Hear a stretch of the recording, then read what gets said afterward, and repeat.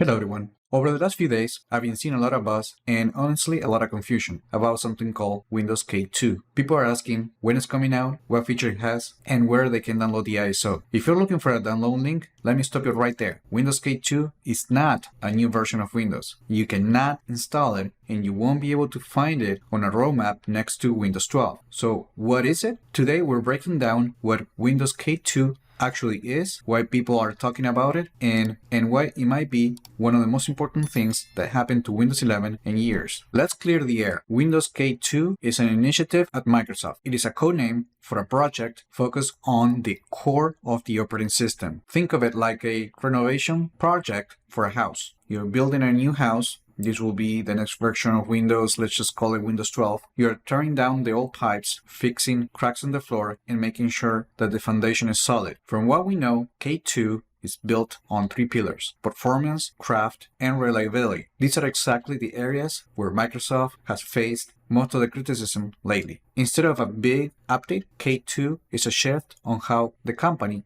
builds Windows 11 moving forward. This is the part that actually matters to you. For the longest time, Microsoft has been obsessed with the speed, pushing new features as fast as possible. K2 suggests a culture shift. It means Microsoft is finally slowing down and prioritizing quality over speed. You won't wake up one day to a K2 update. Instead, you will notice that over the next few months, Windows 11 starts feeling, well, better, more stable, and faster. Here's my take. I have been covering Windows for a long time, and we have heard promises about focusing on quality before. Sometimes they deliver, sometimes they don't. But the fact that K2 exists as an internal project is a huge admission. It is Microsoft acknowledging that the constant feature pushing has come to a cost to the user experience. If they actually stick to this discipline, it is the reset Windows 11 desperately needs. It is not flashy, it does not have a new logo, but it is the kind of boring work that makes your PC actually fun to use. So don't go hunting down for a K2 ISO. Just keep your Windows 11 updated through the normal channels. The improvements are already starting to appear in Windows Insider Preview builds, and they will be arriving on your PC soon enough. So what do you think? Would you rather have brand new features every month, or would you prefer Microsoft